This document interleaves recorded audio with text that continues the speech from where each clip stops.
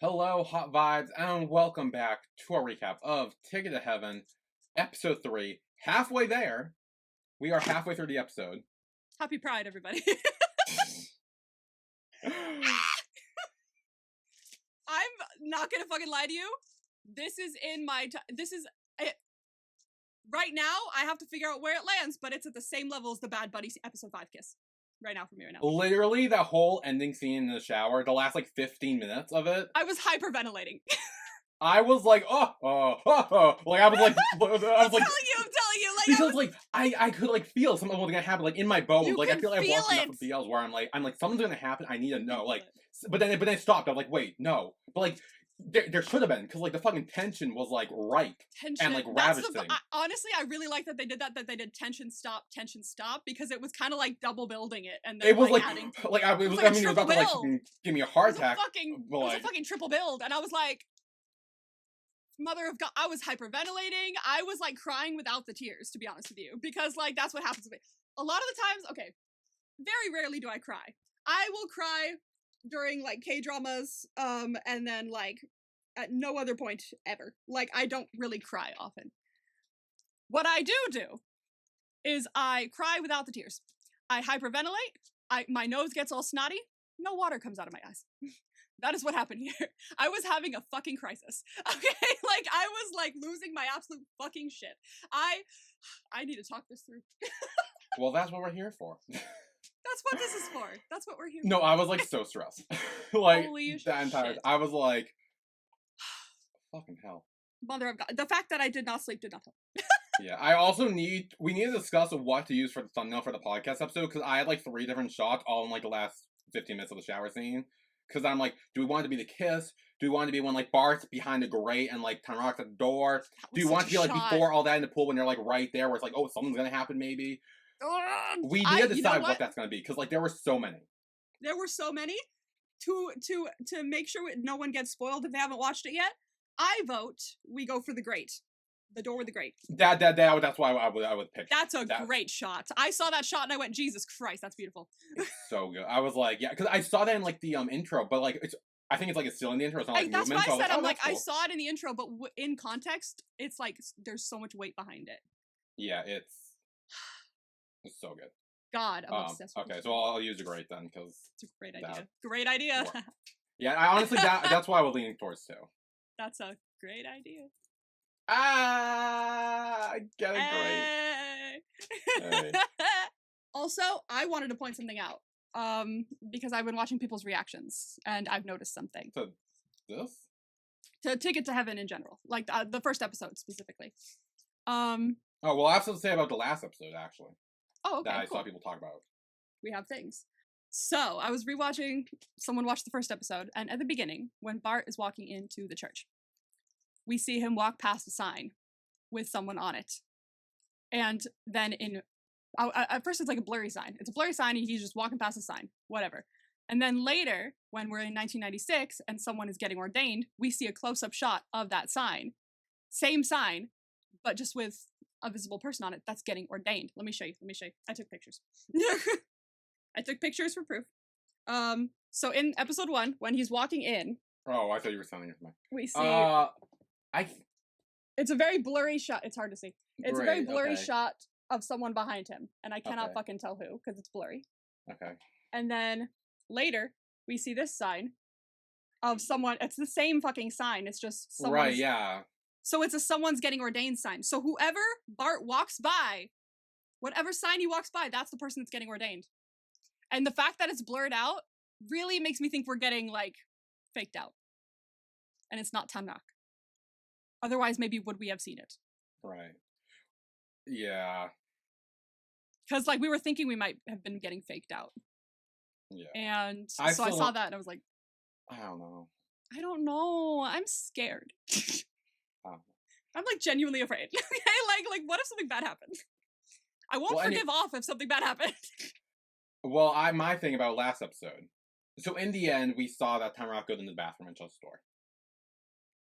And I feel both came to the conclusion that he masturbated. That might not be the case. Because Off confirmed that once Tanrak closed the door, the only person who knows what happened behind that door was Tanrak. Because the audience isn't supposed to know. So the audience might not know. So we actually don't know what happened.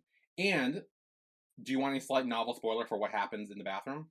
Yeah, if it's not going to show up in the show, I don't think it'll show up in the show, because Okay. unless he talks about it, but yeah. In the novel, he went in the bathroom to throw up. Because I think he felt like so disgusted with what had happened. And So honestly, what they're doing here is kind of like a, art is in the eye of the beholder. Like, yeah, like draw your own conclusion. Draw your own conclusions. Like, it's whatever you want it to be. It's whatever you take away from the scene. I like that. Yeah. I like that. We assumed that something happened, but like, I guess it's that is what we assumed happened, but someone may assume something different. Yeah.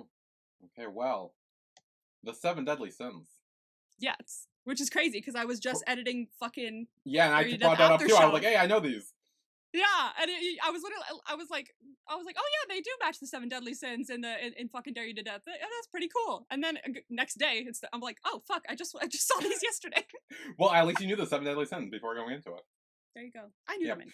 Pride, greed, lust, wrath, gluttony, envy, and sloth. We're gaining another one in this episode. Huh? We gain another one in this episode. Yeah, we got... I was trying to think if there were, like, somehow this episode included all of them, but I didn't have enough time to think about it. I know, neither did I. I just kept going. Yeah. There was lust, but we focus on lust because all the other words fade away. Yes. So lust. Because that's what is at the forefront of the forefront of his mind. That's why.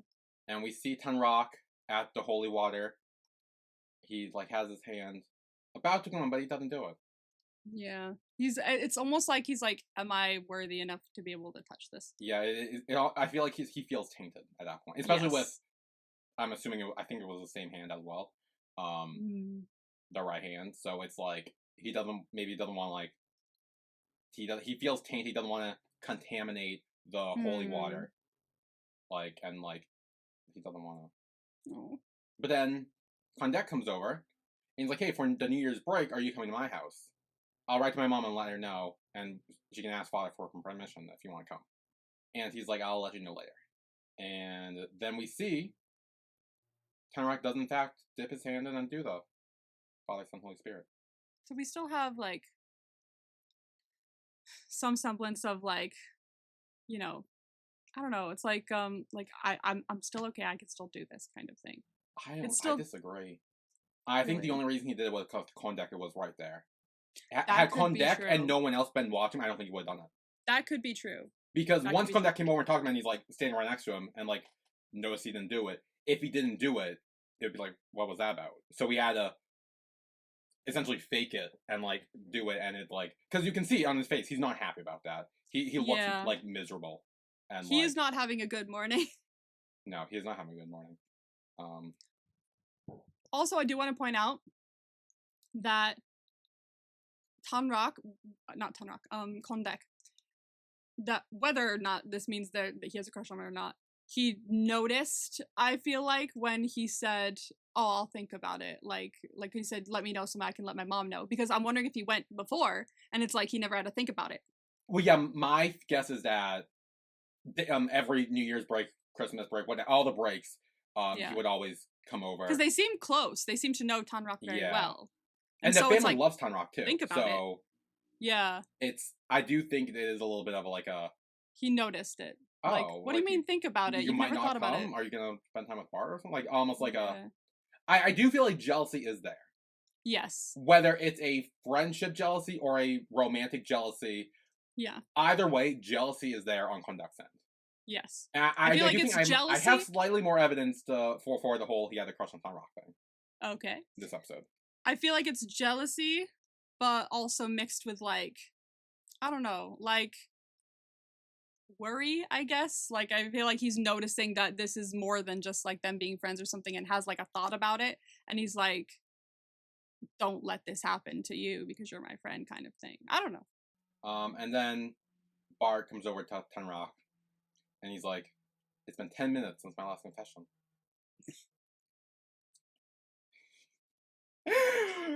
I love him in this episode because every time he sees that Tanrak is like not feeling well or like looking sad, he always does something to try to get him to smile, and it always works, even if it's just a tiny bit. Yeah. Well, it doesn't in this scene. In this scene, he's kind of just like toast.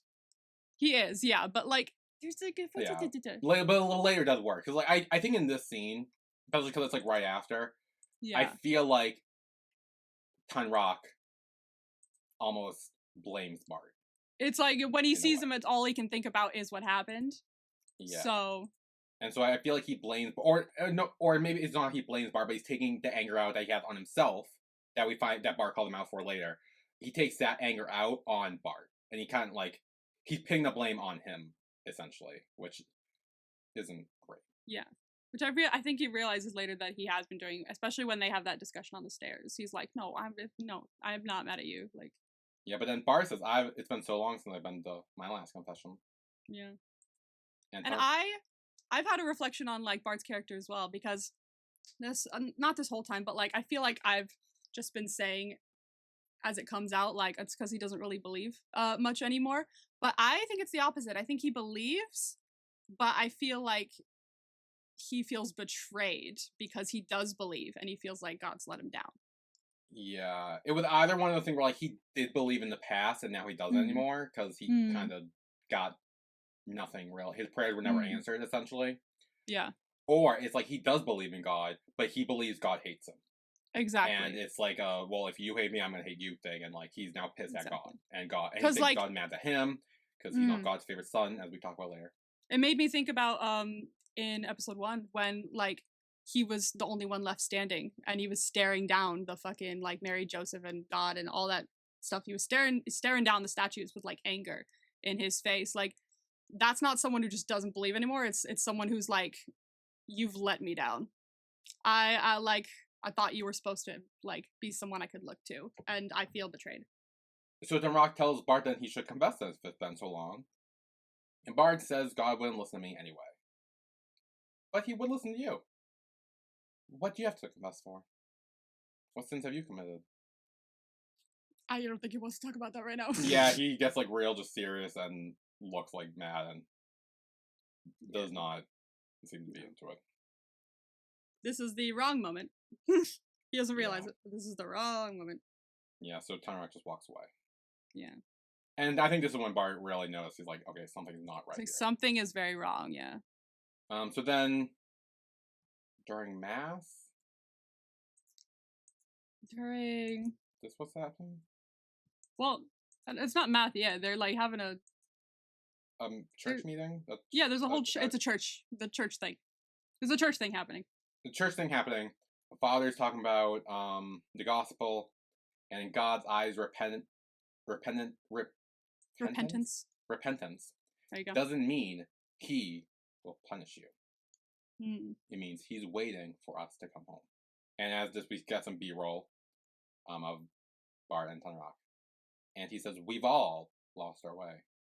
Lost because of ignorance. Lost because of weakness. And sometimes we got lost because we thought it was love. That's really interesting. That's yeah. And as soon as he says that, the B-roll of Tanrak looking at Bart, immediately his head turns away. Humans long for love because God made us with his love. And we see B-roll of Tanrak accepting the body of the Christ, which tastes horrible. Does it? I've always wondered. It tastes like dry ass cardboard.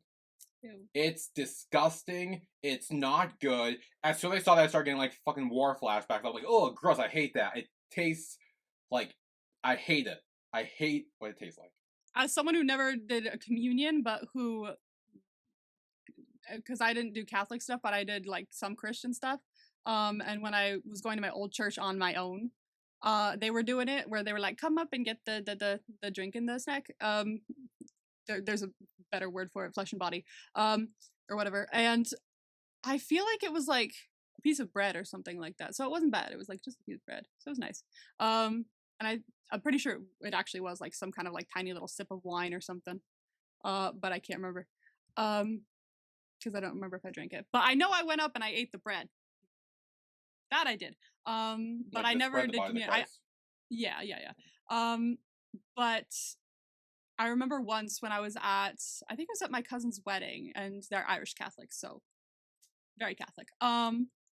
And I was sitting there and I asked my mom, I was like, oh, can I go? Like, because everyone's going up and getting stuff. I was in my 20s. Like, I had no business being like, can I get snacks? Like, but I was like, I want to be included. And she was like, no, you can't. You haven't done like the whole communion thing where you're like in the church and you're like, you can't go up and get. I was like, oh, okay, whatever. Just so like, I wasn't allowed. But like, I did it at my church later at a Christian thingamajigger. But also, speaking of Irish Catholics, I spoke to my mom about the thing we were talking about on whether it's and also with you or and with your spirit. Oh yeah.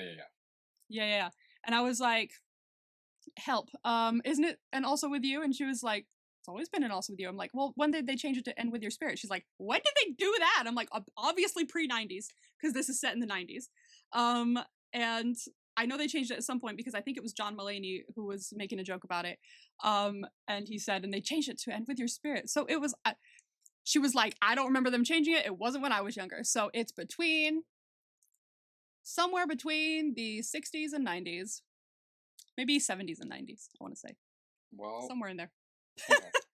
In the 20-year section, they changed it. Somewhere there, they changed it. Apparently, they did. I have no idea. Or maybe it's just different churches. Maybe like different churches or different like. Well, continuing what Father's spiel, he says Scripture says God is love, as Tanrak takes the body of the Christ.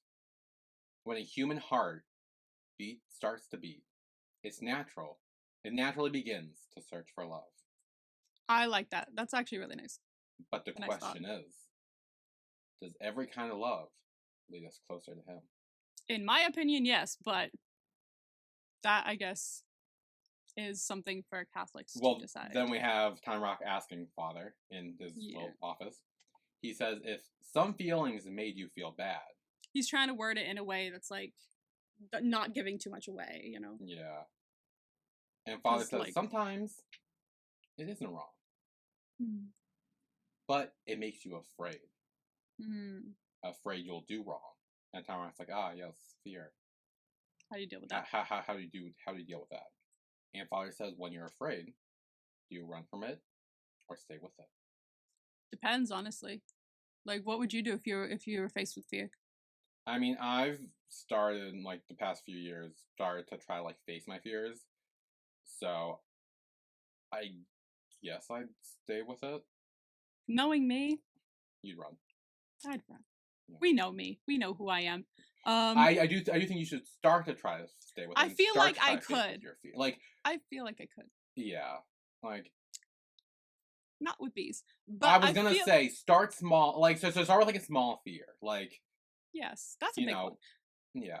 Communication. That's a good fear to start with. Just, like, start talking to people. There you go. Communication, confrontation. Like, I'm so bad at those. I'm terrified. So, like, you know what? That is a good place to start. But I feel like I've conquered, like, I feel like as humans, we all have conquered, like, small fears that we've all had throughout our lives. Like, every once in a while. Like, I never wanted to sing in front of anyone ever because, like, I was like, I'm shit. I'm horrible. I'm not a good singer. And then, like, slowly but surely, like, when, I made a little video doing the cup song when I was a teenager. When I went to Korea, I did noraebang with my cousin. It was just the two of us in a room, but, like, I was comfortable with that, but I was able to do it. And now when I'm doing music video reactions, I'll, like, sing along to the music. And when I listen to myself back and I'm, editing, I'm like, I don't sound bad. I think I'm okay. So, like, it was a tiny fear that, throughout life slowly started to get over a little bit. So I think we all kind of, like, will conquer something throughout our lives that we don't even realize is a fear. Sometimes we'll just do it throughout life, which I do like the lesson that he's giving him here of just, like, think on it, think about what you would do personally. Yeah, because Tanrak does say, like, what if you don't know? And he's like, God isn't in a rush to get an answer. So exactly. If you don't know, that's okay. You're young. You're a teenager. You're still figuring that out. Yeah, having feelings isn't a sin. The struggle of coping with them is what proves our faithfulness to God. Which is basically, I remember this from the pilot trailer. It's like being like, or the regular trailer actually. He was saying, like, the feelings isn't a sin, but acting. You have to, like, your actions are what are gonna determine it. Which is, like, a lot. I know a lot of religions are like, it's okay, you can have these feelings, just don't act on them, and that's, like, not great. But, like, it's very, I don't know. I feel like, Well, it's one of those things where, like, I'm pretty sure scientifically it's proven that, like, 20 or 30% of your thoughts aren't actually your own. really? Yeah, I think there's something like that. I was watching a video and I mean, they were talking intrusive about that. thoughts, Where like I yeah, think. 20 and 30% of your thoughts aren't even your own. So I think what they were talking about, like, oh, if you had the power to mind read, would you take it? And it's like, well, not really, because then it's like you're reading minds of someone, and it's like, oh, that can not even be their thought. It could just be like something that comes in. Like, I'm sure we've all had thoughts about murdering someone at some point, even if it's for a split second, even if something we know we would Yeah, never actually do, it still pops in yeah, your head, just in like a, it's oh, fine. okay, weird, and then it dismisses. Like, you apply to that sense, then yeah, if you have those feelings and thoughts, don't act on them. Might not be the best to go around murdering people. Um, but like it does, differ when it comes to the love that we were talking about earlier in the scripture. There's a comedian that I like, a British comedian named Joe Lycett, and he was talking about like intrusive thoughts or something like that. But he was like, or you're listening to your inner voice, and he said like he went to a psychic once, and she's like, you should listen to your inner voice. He's like, I shouldn't listen to my inner voice because it is normally things like kick that toddler, just a stream of very like unacceptable things, like, but you don't do them. It's just like every once in a while you'll get a thought. It's like, oh, that would be bad if I did that. I'm not gonna do that, and that's what makes you a good person. Yeah, and honestly, having those thoughts is what makes you human, because it's like Exactly. everyone We're has those all thoughts. human. We're all human. We have random ass thoughts. Yeah. And then he ends with, God will always understand us, just don't run from God. As Tanrak is looking at the statues of Mary, Joseph, and Jesus. Also a dove. Hmm. I feel like we start, like, the lens, like, of the camera, it, like, focuses more on the dove. Let me see. And I'm Let me like, see here. does the dove represent something, too? Is it after? Yeah, I mean, it's when he's sitting down and, yeah, Okay. I almost said on the bleachers. Oh On yeah, I the, see. pews. Oh, okay. So we got the dove. And, like, Okay. focuses on the dove. Like, the It camera, like, is, like, does. It rack focuses on the dove. yeah. Um, So what does dove represent? I know the dove represents something. Oh, I'm Wait, gonna look it up. It's fine. hold on. I Let me do got some you. googling. What does a dove represent? Oh, in the Bible. Hold up. There you go. Look that up. There you go. In the Bible, the dove is a powerful symbol of the Holy Spirit, peace, purity, and new beginnings. Because of its gentle nature and harmlessness, it serves as a prominent motif throughout both the Old and New Testament. Um, could be Holy Spirit, new beginnings and peace, innocence and simplicity, a sacrificial offering. You could make an interesting case for two of those there. One could be purity, which is like being like as untouched and as perfect as possible so you can get to heaven, which is what he's probably thinking about right now. Or you can make a case for new beginnings. You can make a case for both. He could be thinking that, but it could also be a symbol of new beginnings where it's like, maybe I should go towards this and stay with it rather than, run from it.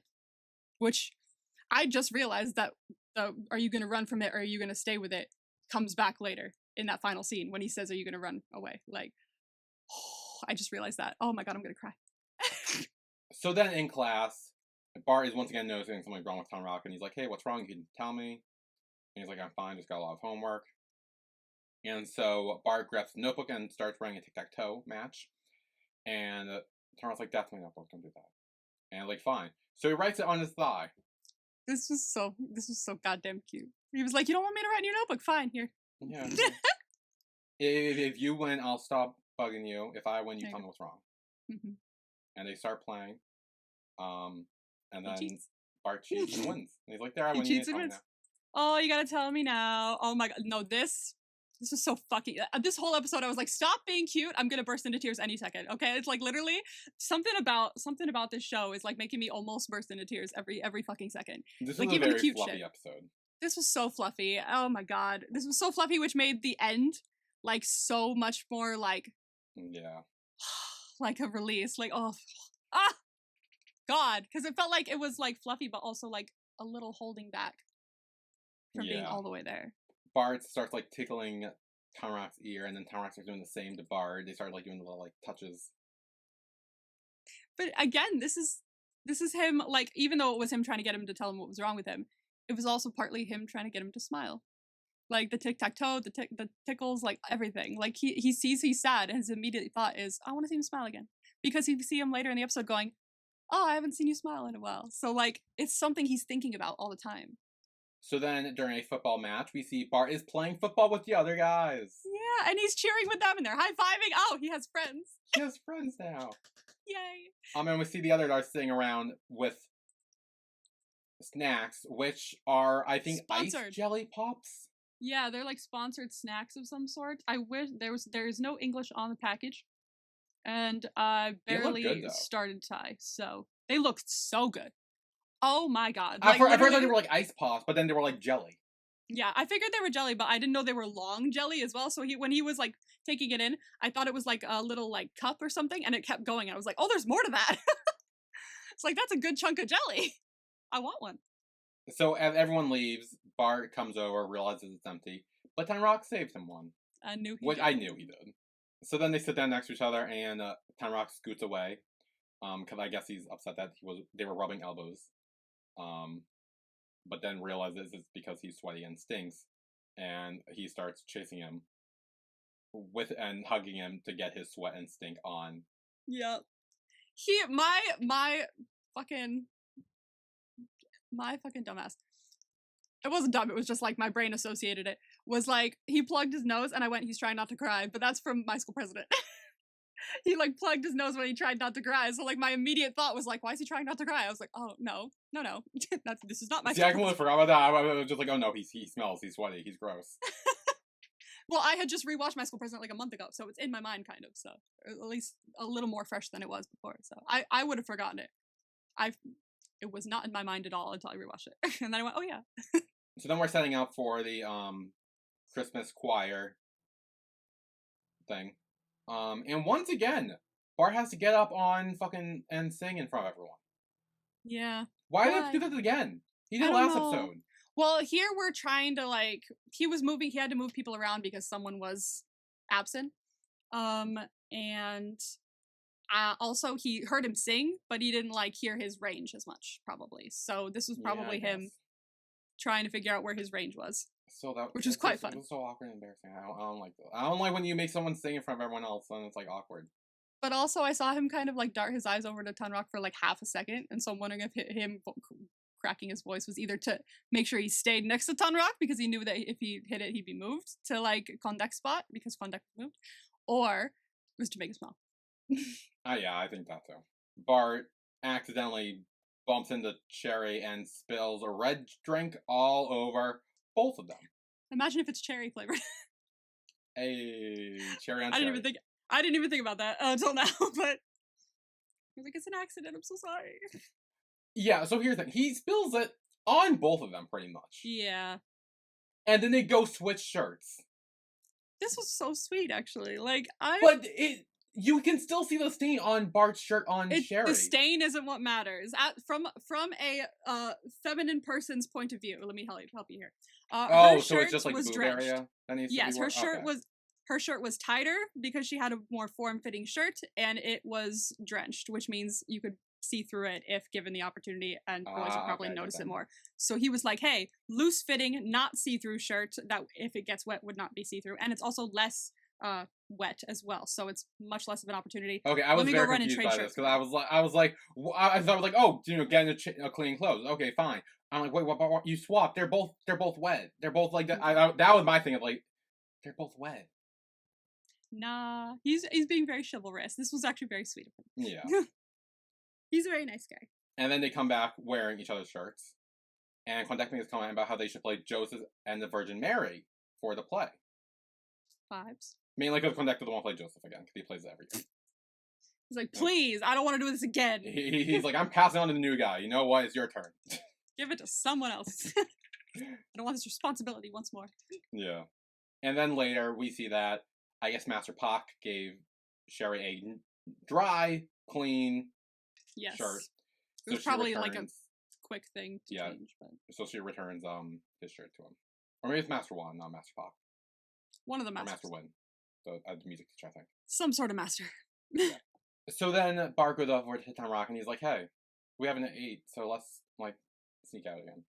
He was like, I can't, but I'm like, nah, this time you're gonna. Yeah. This time you're gonna, because like you said no twice, kind of. Like, the third time's the charm, you know? Yeah. So Bart's like, hey, Kondak, you can go on ahead. I gotta go to the bathroom. And Tanrak follows him. And Kondak does, like, clock this as, like, interesting. He does clock it. I think he's starting to notice it more. So then they go to a donut stand, and Tanrak lies. Yeah. He lies and says, oh yeah, we need to get more donuts for the choir. And she apologizes because they're all out.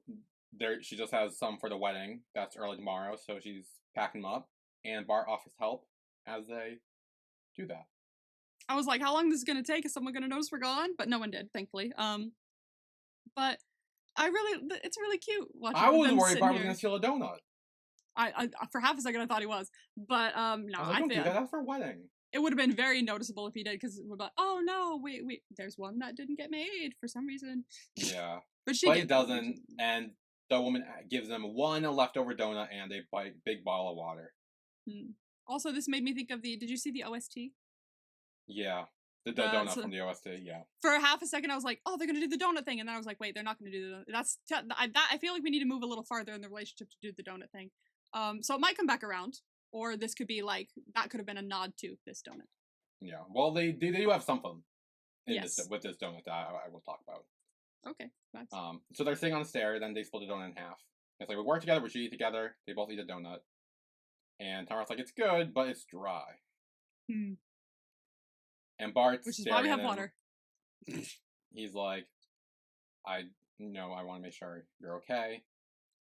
Like, I haven't seen you smile in a while. No. So I'm glad to see you smile again. Which, I will bring this up, Yep. My school president. Yep. That is a thing that happened in my school president. Now that we've hit it. Yeah. In the actual show. And Barth says, I thought you were mad at me or something. And Tanrak's like, no, it's nothing like that. Which isn't exactly true.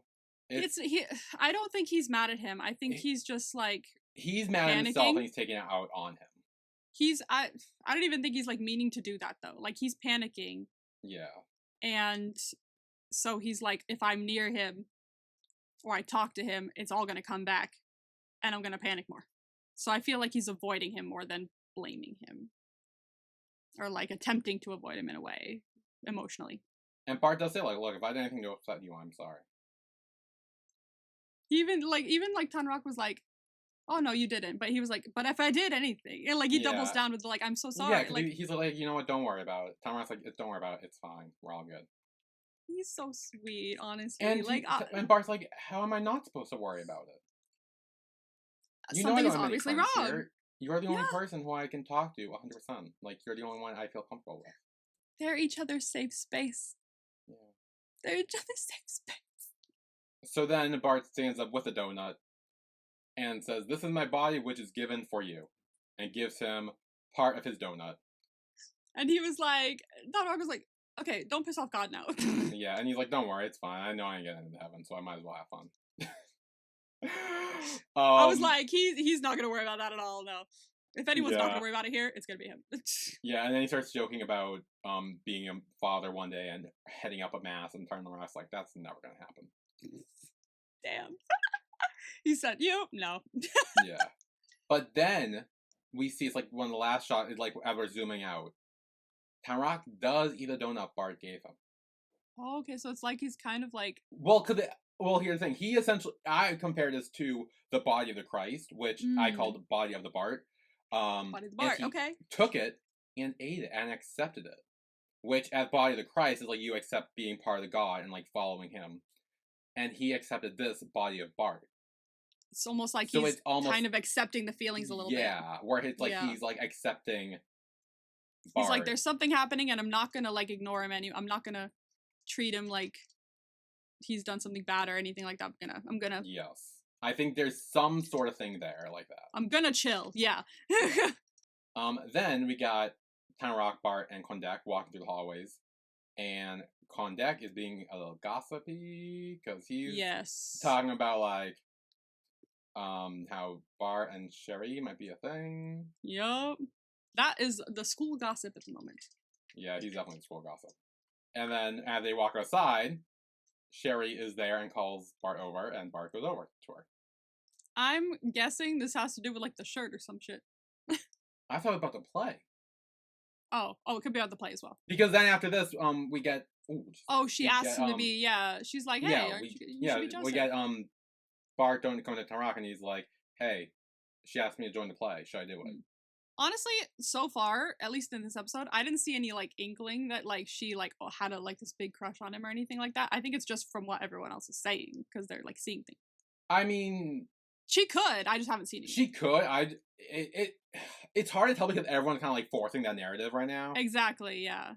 But I feel like because we haven't really seen them one-on-one alone. Exactly. Like we saw them at the fitting, but like it didn't seem like there was anything going on. Like, true, but it also didn't. I was looking at her and I was trying to see if she felt like she looked shy or anything like that, but she didn't seem to in any of the scenes where he was near. She would just be like, "Okay, thanks, bye." Like it was never anything big. I was trying to like look at her reactions specifically and try not to take in the like narrative that everyone was spinning in general. So like, but also in the scene before I forgot to mention this. Yeah. Kondek asks if Barth got her pager.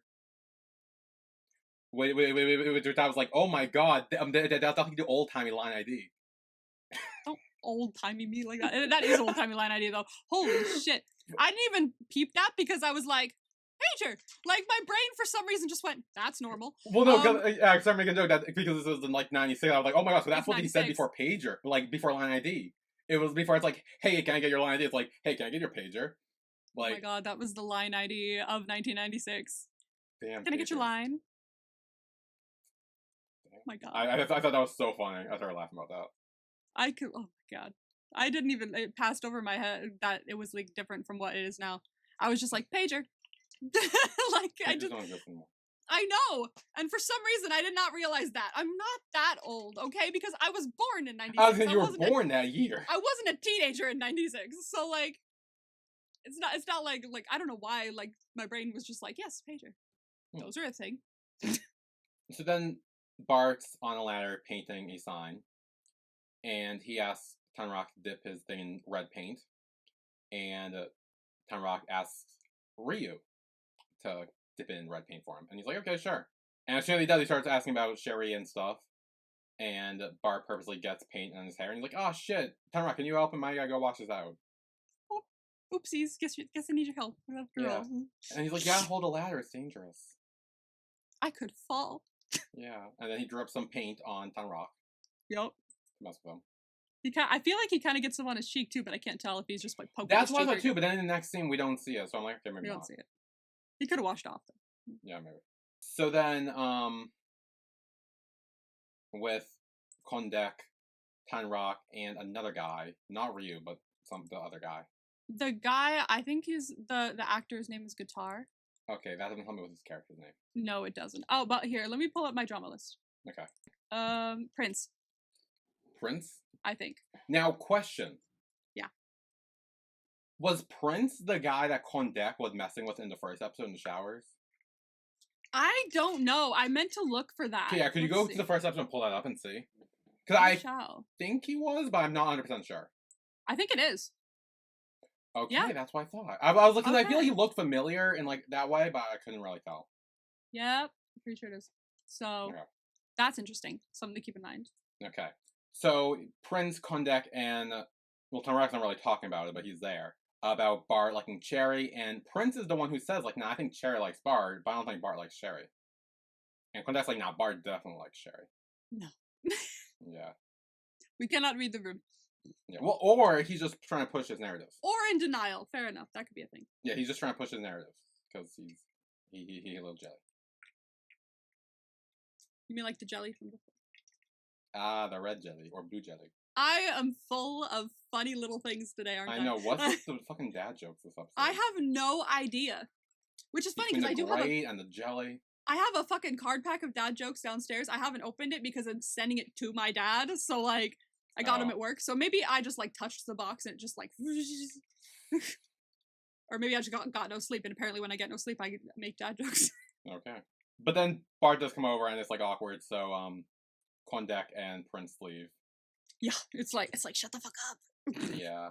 Talk about him. And as Barth passes Tanrak his dish for him to clean, he holds on to it, and he asks what's wrong because they agreed that they would talk about that, and. He's like, no, nothing. Just mosquitoes. You know, they're all over me. And I like that he does not take that answer. He just goes, what's wrong? Like, he asks him again. He doubles down. Like, good. Like, he knows that something's wrong, and he's like, I'm not letting you get away from it that easily, okay? We said we talk. Yeah, but then he starts putting soap all over him. So, Yes. yeah. Oh, but also, I forgot to mention, also in the last episode, I believe the last scene in that episode when he's going to the bathroom and shit. Yeah. I think it's the only time we've seen Tanrak not wear his rosary beads. I'm pretty sure he took them off. That's interesting. Does he have them on whenever he's going to sleep otherwise? Oh god, I can't see. There's like a collar on his shirt. There is there's a collar on the shirt and everything. So. Oh my, I cannot fucking see. It's dark as fuck. There's no way to see, I don't think. I'm gonna say yes. See. I don't know. I just noticed. I just saw someone point out on Twitter, like, oh, that's interesting. Let's see. Oh, Mom. Does one... You could just Google it. Sleep with... Yeah, I know, but she's a Catholic, so I might as well. Sleep with their rosary... Yes, many Catholics and Christians do sleep with rosary beads. Either by keeping them under their pillow, on a nightstand, or holding them in their hand to drift off to sleep. See, because, like, they could break. As someone who wears necklaces and on accident to sleep, broken many a time. So maybe Catholics are worried about their rosary beads breaking because they're tossing and turning all night or something like that. So under your pillow would be the best place to put it. So then that night, Barth... She's texting back. She's texting back. I was going to say, never mind, we Googled it, but let's see what she says. Anyway, then Barth goes over to Tanrak as he's quote-unquote sleeping. Mm. And he's like, so, Sherry asked me to be in a Christmas party. Or Christmas play. And I want to know what you think. Because if you don't want me to do it, I won't do it. Also, I do want to point out that Tanrak has learned in this moment to shut up when someone asks you if you're asleep and not say words because like that gives away that you're definitely not sleeping. So he's like, "Are you asleep?" And he's like, "Don't say anything." Like you see him like, I was like, "Ah, we've learned." I see. We have learned. No, and you don't wear rosary beads. You hold them, and they help you keep count of the prayers. Yeah, so you hold them, you put them on your nightstand, on your pillows, shit like that. Gotcha. So it's more of a holding thing, not a wearing thing. Okay. So maybe he wouldn't have gone in the bathroom with it anyway. Yeah. Anyway, yeah, so so Bart's kind of like, yeah, so what do you think? I won't do it if you don't want me to. I want to make sure you're okay with it. This is like a tentative, like, I feel like this is saying I like you without saying I like you. Well, like Tanrak's smile here is like saying exactly. It all. He's like, he wants my permission. He wants to ask me. Exactly. Like this is basically confession without confessing. This is like, I want you to know that I want your opinion because yours is more important than hers for a reason. So then Tanrak kind of says, yeah, Chris can only come once a year. Go ahead and do it. And he tries to go back to sleep. And Bart's like, oh, come on, what's wrong? Didn't we say we'd be honest with each other? And I still like hanging over him. And still trying to get him to open up. And Tanrak's like, nothing's wrong. Really, it's fine. Please, and he's like, then act normal. Yeah, he's like, it's like, I miss you, you know? You keep like... Yeah, and he goes, reach over and pokes his little nose. At one point during the scene, I think it's during the scene as well, he does the chin thing. Like, he does yeah, he's literally just like playing with his face. He does the chin thing like that. And I'm like, Fourth and Gemini do that in fucking every drama they are in. They always do the chin thing. Every single... Yeah, that's like their thing. It's their thing. And Tanrak rolls over and he's like, this is normal.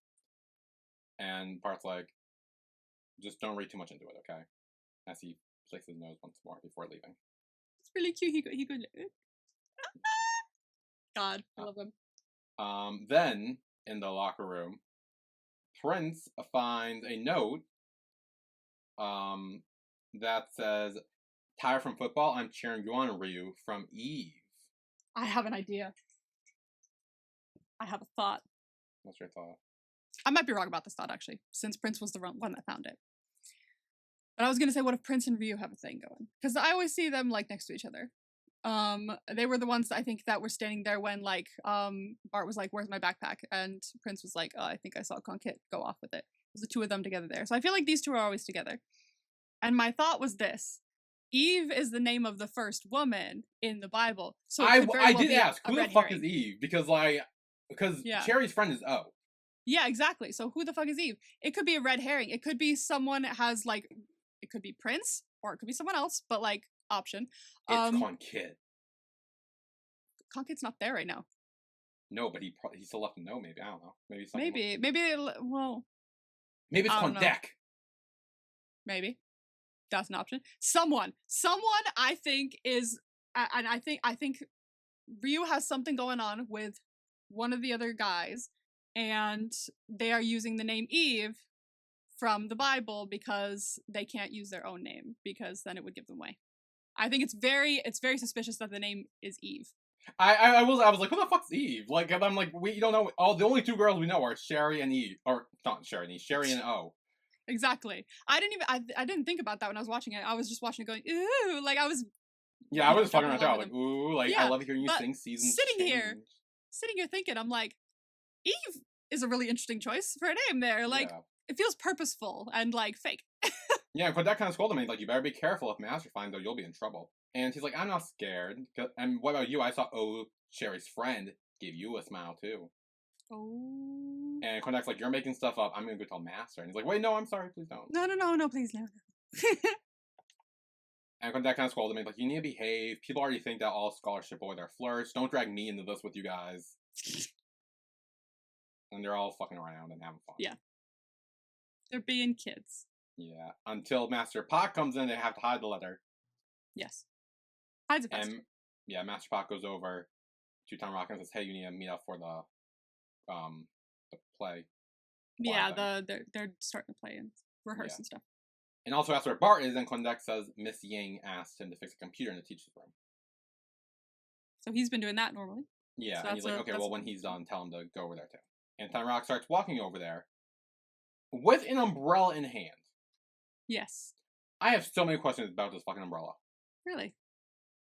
So honestly, it's interesting. Yeah. We'll get there later because like Tanrak's walking with the umbrella in hand. So we're assuming it's Tanrak's umbrella. Yes. Okay. And then okay, we'll just put a pin in that. We'll get there later. Yes, I do want to dissect that. Yeah, Barth comes in on a bike. He's like, "Where'd you get this bike?" And he's like, "Don't worry about it." I feel like he's ridden a bike before. I don't.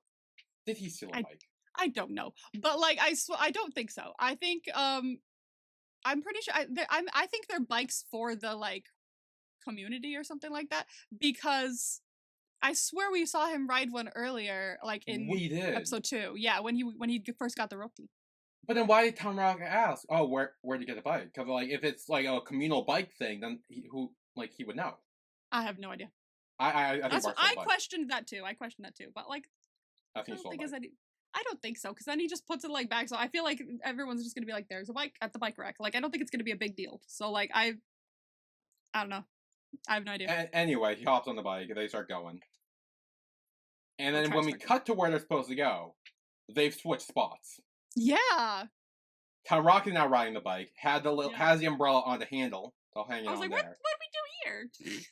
Barth gets off, runs inside first before Tanrak takes the umbrella off the handle and brings inside as he sees Sherry and Barth getting their costume fitting for the play. And we see some envy creep up on him. Oh, much envy, yes. And Master Pa comes over, and he's like, hey, ready to go? And he's like, actually, I have a headache. Can I leave? You literally can't.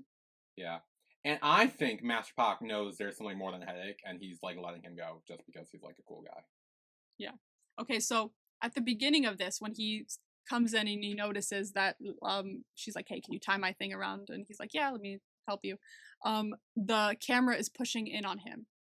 It's almost like oh, this is something important to him. We're seeing it like close in on him, all of these thoughts. And then at the end of this scene, after Master Pa is like, okay, you can go, he stands there and he looks at him again. And then we see the camera pull out as we see him kind of staring at him and watching him, which is almost like space is being put between them after what he's thought about. So great direction decision there, I wanted to point out. That was fantastic. So then Master Pa's like, okay, yeah, you can leave. He goes over to the others, but Barth clocks him and sees him standing there. So he knows. I knew he would, because he finds him in any fucking room. He's like, oh, there you are. Safe space. Yeah. So then Tanrak does leave. Go outside. It's nighttime now. Yes, I know. I was like, how long were we inside? I thought we were leaving. Yeah. Night fell fast. He puts the umbrella on the handle. Yes. It starts to rain. And he leaves the umbrella there. It closes in on it too, doesn't it? Does it? He like puts the umbrella there. Let me see. Yeah. So it starts raining. He runs off, and the camera focuses on the umbrella. Yeah. So that's important, I think, because like it means something, and I'm trying to figure out what it means. So okay, I now have a thought, but my first thought was, oh, maybe with Tanrak or Barth umbrella originally, but then when we saw Tanrak with it originally, I was like, wait, no, that doesn't make sense. Yeah. Now I think I know what it is. Okay. He left his umbrella there for Barth. Oh. You're so right. Wait, that's so right. Oh my god. Wait. Yeah. Oh god. That's what it is. Oh my god, you're so right. Oh my god. And I totally thought when he was running in the rain, I thought Bart was going to show up with the umbrella and just be like, here you go. And like cover both of them and they'd have an umbrella moment in the rain. And it would be just like my school president. Well, yeah. Maybe that's why I thought that, but it did not happen. But no. He was busy with the play. I think he's sticking to his commitments, which I like. Yeah. But oh my god, he left it for him. That makes so much sense. I love that. Because even he did it, and it looked like he did it without even, like, thinking. He was just like, oh gosh, he's gonna get wet. Let me leave this here for him. Yeah, well, because again, I originally thought it was his umbrella. Yeah. Bart's umbrella. And then when he originally had it with him, I'm like, oh, it's Tanrak's umbrella. Then why did he leave it? And especially when it's raining, he left it for Bart. He left it for Bart, just as an instinct. Yeah. Then he runs inside and stares down the Ticket to Heaven poster. Yeah. And then he returns to the shower with everyone else, and then it's like the lights are flicking on and off because of the thunderstorm. And they're like, ooh, okay, let's all go. And everyone just like clears out. Yeah. Except for Tanrak. Yeah. But then Bart shows up. Yup. I was waiting because like there's space. Tanrak looks like he just saw a fucking ghost. Yeah. I was waiting for this shot, bro. I have been waiting for this shot since I saw it in the official trailer. Them standing there staring at each other in the dark as the storm is raging outside and the lightning is flickering. Oh my god. I ate that shot up when I was editing. I didn't see it when I was first watching the trailer, but I ate it up when I was editing, and I was like, oh, I can't wait for that. It's immaculate because it leads to like the almost and the almost and the almost. Right. Like, oh my god. Yeah, so Bart is now there with him, and Tanrak looks terrified. You can feel everything amping up, and it being like the storm is making everything feel more like foreboding in a way. Like something is gonna happen, but is it a bad thing? But like it's more of like a tense thing. It's like there's something it's there. Tension. Yeah. It's tension, and I guess it's killing me. Yeah, so they keep scooping water on themselves, cleansing themselves. And then Bart asks if he's sick. Heard you went home. Yeah, and he's like, oh, do you take medicine? He's like, mm-hmm. And he's like, what does that mean? Like, did you take medicine? Do you have a fever? And you start, like, touching him. And again, to make him smile. Yeah. And then he takes Tanrak's scoop and starts using it on himself. And he's like, give me my scoop back. And he's like, oh, you mean this? This isn't just a regular scoop. This is Scoopy-Dooby-Doo. See, I'm not the only one with dad jokes. I fucking love Bart for this. I was like, I love you more than before because you referenced Scooby-Doo. I was watching this and I was like, oh, Billy's gonna eat that up. I was like, I know I love him for that though. It's like I love Scooby-Doo and I love that he referenced it. That was really cute actually, because like the second he said it, I was like, this bitch just like everything he does is to make him smile when he's not smiling. I'm gonna lose my fucking shit. God, like I died. It's great. Oh my gosh. So he keeps trying to touch him about his fever. He's like, oh, are you really sick? And then he starts tickling him? Yeah. Tickling him in the sides. Yeah, a little tickle fight as like a moment is about to happen. Yes. And they both like eye each other like this is a moment. Like, yeah, they're like they take in the whole thing. They literally like the second, like I think it's Bart's eyes go down first, and then Tanrak's eyes go. So I'm like, oh, something's happening there. Like something's being noticed. Yeah. Yeah. Something is being noticed. Something is being noticed. So now it's coming back here, but this time Bart's there, and it's like yeah. now he's gonna panic. But like in this moment, it's just like more magnetic than it is panic. But like the second other people are in there, well, not yet, because first it's like a moment, and as they get closer, the power goes out. power goes out, and they hear voices, but the voices aren't in the room yet, and so it's like Yeah, so they moment have is like a still second there. moment in the dark, and they're like, oh. There's another moment. It's amping up again, and then people come in the room. Yeah, and then people come in and ruin it, and Tanrak runs away.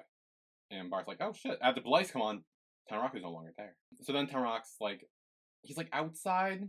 Yeah, he's in like a hallway, or like almost like a, but not. It's not like the entrance. It's like the. Yeah, it's like an outer hallway of sorts where like that would lead to the bathroom, but it's not the one that everybody takes to go back to the locker room, maybe, unless they've already left. But like, I think that was it. There, and he hears someone say, "Hey, if you're the last one out, don't forget to turn off the lights." I'm wondering if that's going to come back, because as we fade out of the episode, the lights are still on, and I'm wondering if they'll not turn off the lights, and they'll probably be like, "Who the fuck was the last one in there?" I wonder if that'll spiral into something.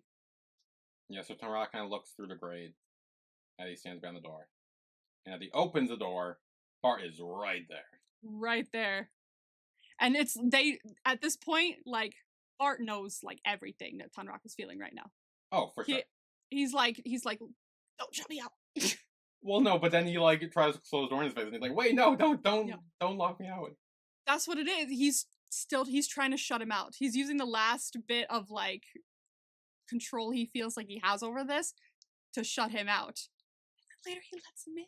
Yeah, and then Bart asks him, he's like, Tanrak, why are you running away? To call back to that. And Tanrak's like, I'm not running, and he tries to keep shutting the door. You're running. Well, technically he's hiding. I know, but like, metaphorically running. Well, then Bart says, you're running from yourself. Oof. I'm like, damn, that's a line. That's a line. That's like a we both know what's going on line. That is a line that tells Tanrak everything. But then Tanrak slams the door. We get this beautiful ass shot. The beautiful ass shot of Bart through the grate and Tanrak behind the door.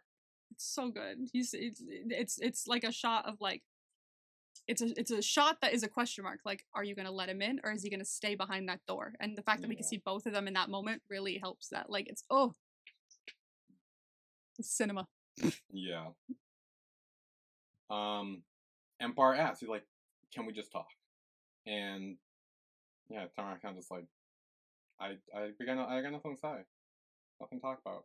And Bart's like, you don't have anything to say? Or you just don't dare to say it? You won't say it, yeah. Yeah. You're holding back from it. Yeah. He knows he's holding back because he says, don't do this. Like, yeah, please don't. And he's like, don't do it. Don't do it. Don't push it, because, like, I'm this fucking close to breaking. Yeah. Bart says, Tanrak, what's ever on your mind, just tell me. Please talk to me, I'm begging you. It's almost like, in this instance, that they're, like, begging each other. Like, he's begging him not to say anything else, and Bart is begging him to say everything, to just talk to him. Oh. And Tanrak says, I don't understand, Bart. I don't know anything. Hey, you don't have to know everything at that age. Oh, I don't want to understand hug myself. I want to hug him. He's so stressed. And Bart's like, you do. You know what's going on. You do. You just don't want to. You're scared to admit it. You're scared. It's fear. It's fear. How do you face your fear? Mm-hmm. Do you run from it or stay with it?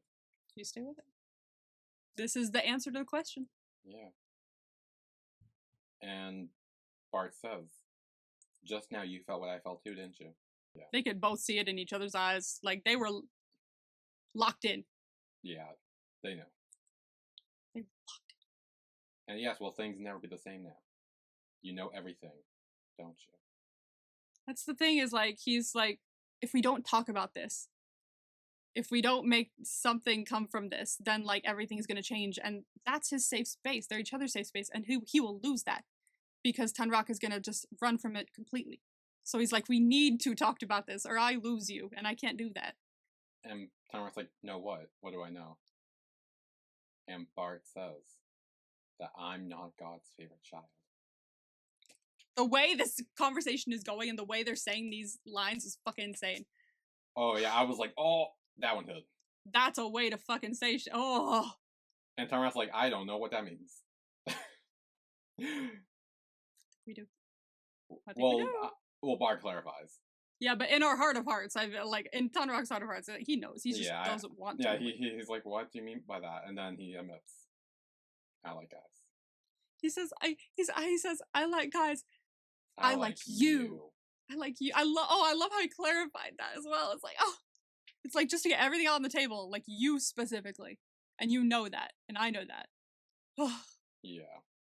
That's when he like there's a look of like, oh no, like it's out there now. Yeah, it's out there. It's all out in the open. So the only thing left to do would be to either completely shut him out or open the door. And I feel like at that moment he was like, there's some little control left, but I can't do it anymore. He does open the door, and he lets him in. He lets him in. The metaphor is so strong with this one. Yeah, so he opens the door, and Barth is able to go into the hallway with him, and then they kiss.